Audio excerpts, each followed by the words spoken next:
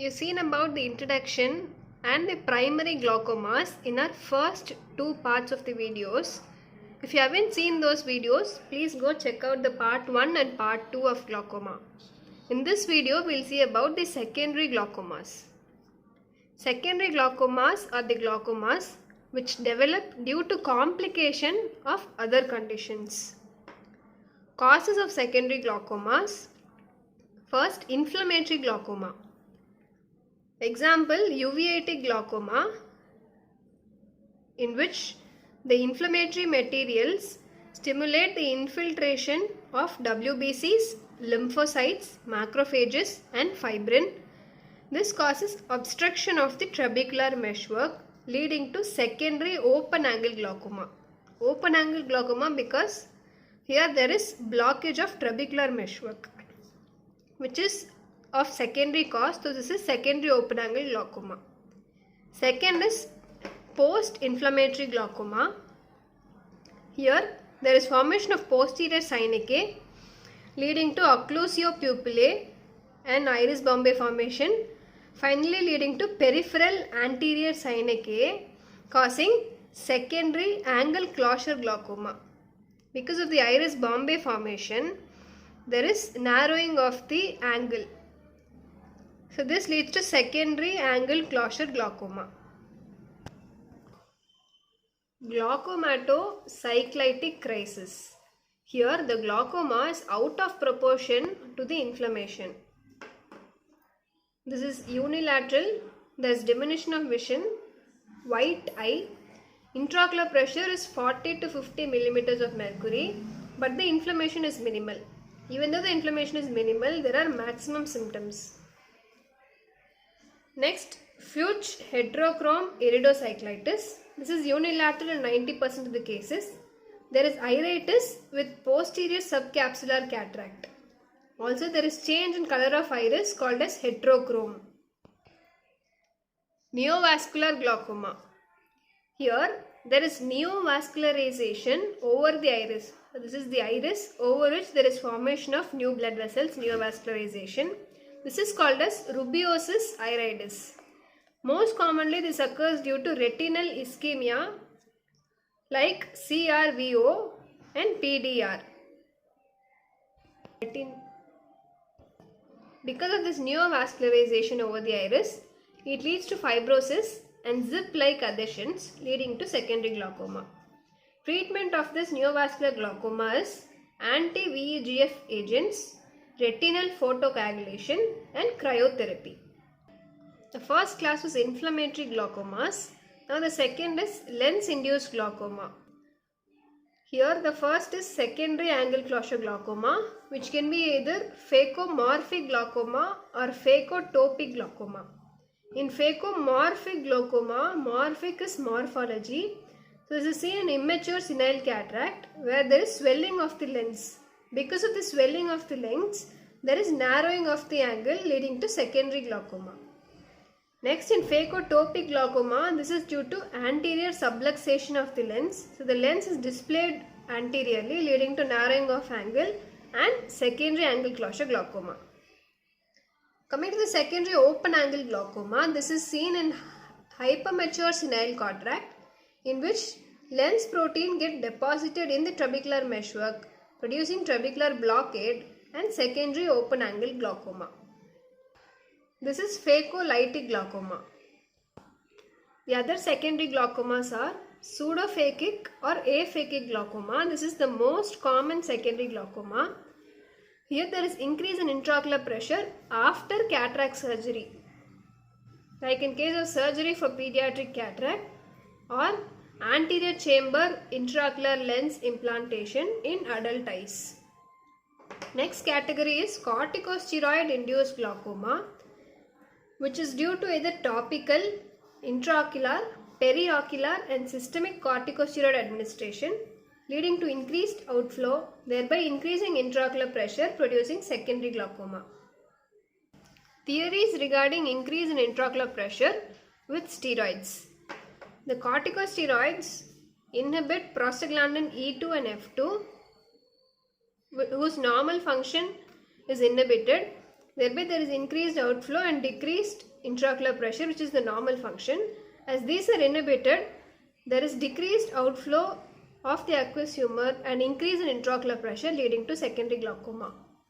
The next theory is because of the suppression of the endothelial phagocytic activity, leading to increased debris, trabecular blockade and secondary open angle glaucoma. The third theory is stabilization of lysosomal membrane. So there is decreased release of hydrolase enzyme, decreased depolymerization of the glycosaminoglycans, increased water retention, thereby narrowing of the angle, leading to secondary angle closure glaucoma. Pseudo-exfoliation syndrome. The exfoliative material, which is seen as white flakes, are deposited on the iris and in the ciliary region and the capsule of the lens, producing either primary open angle glaucoma or angle closure glaucoma. Next, pigmentary glaucoma. There is pigment deposition in the trabecular meshwork, producing trabecular block, leading to secondary open angle glaucoma. So here in pigmentary glaucoma, there are two important findings seen. In slit lamp microscopy, there is Krukenberg spindle seen, and in gonioscopy, there is Sampolesi line. These are the two characteristic findings seen in pigmentary glaucoma. Elevated episcleral venous pressure. This leads to orbital inflammation, orbital tumor, carotid cavernous communication, exophthalmos and Sturge-Weber syndrome. These are all the causes for elevated episcleral venous pressure. This impedes the drainage of aqueous humor, thereby leading to secondary glaucoma. Orbital inflammation, orbital tumor, carotido-cavernous communication, exophthalmos and Sturge-Weber syndrome. Secondary glaucoma due to intraocular tumors. The intraocular tumors cause secondary glaucoma not by its size but by its infiltration of the angle by the neoplastic tissue. So the mechanism is infiltration of the angle by the neoplastic tissue, thereby leading to secondary glaucoma. Aqueous misdirection syndrome, also called as malignant glaucoma.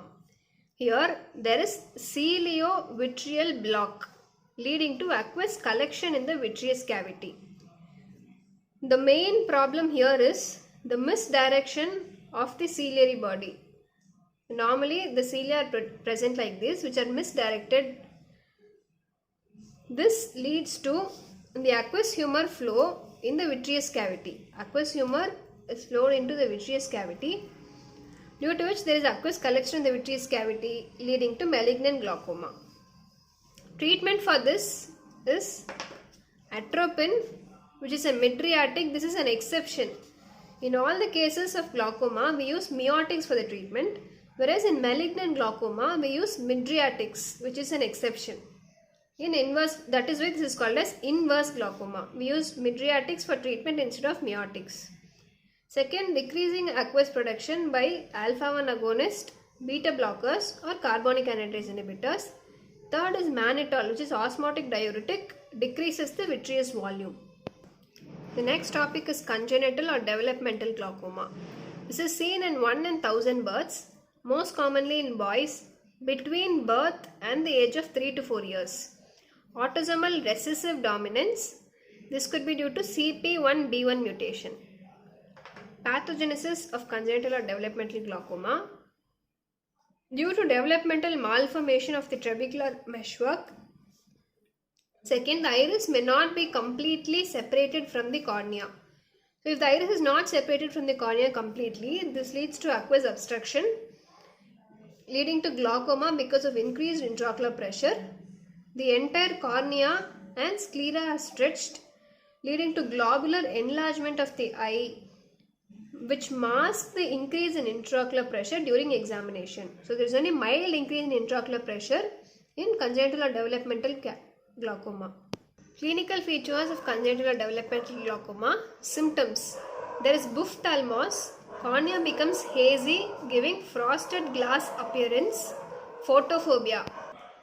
And the signs include blue sclera, backward subluxation of lens, deepening of anterior chamber, iridodonesis, increase in axial length producing axial myopia, optic disc changes, and corneal enlargement called as keratoglobus. These are the symptoms and signs of congenital or developmental glaucoma. Finally, the treatment of congenital or developmental glaucoma. Surgical treatment. If the cornea is clear or if the cornea is hazy, the surgery differs for both of them. If there is clear cornea, the treatment of choice is goniotomy, making a hole in the angle. Next, if there is hazy cornea, the treatment of choice is trabeculotomy along with trabeculectomy. Otomy is making a hole and ectomy is removal. The second is late congenital glaucoma, which is seen between 4 and 10 years of age. And the third is juvenile primary open angle glaucoma, which is seen between 10 years and 35 years of age. The risk factors for the juvenile primary open angle glaucoma are high myopes, autosomal dominant in inheritance, 21q chromosome mutation, which produces a protein called TIGR or myocilin, due to which there is formation of juvenile primary open angle glaucoma, treatment of which is steroids. So this is all about glaucoma.